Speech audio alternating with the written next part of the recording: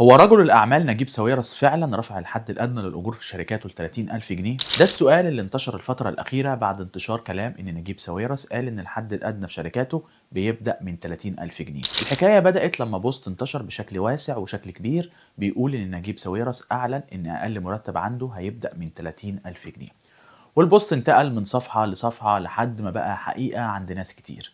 بس اللي حصل بعد كده قلب القصة كلها.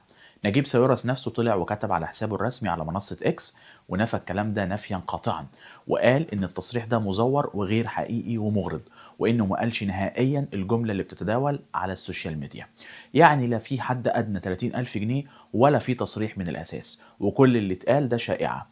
لكن في نفس الوقت ساويرس كان اتكلم قبل كده بشكل مختلف تماما، وقال ان الشاب المؤهل والمدرب لسوق العمل واللي عنده مهارة حقيقية مرتبه الطبيعي ممكن يوصل من 2000 جنيه ل 14 أو 15 ألف جنيه، واعتبر أن الرقم ده هو الحد الأدنى للمعيشة في ظل الغلاء والتضخم اللي الناس عايشاه.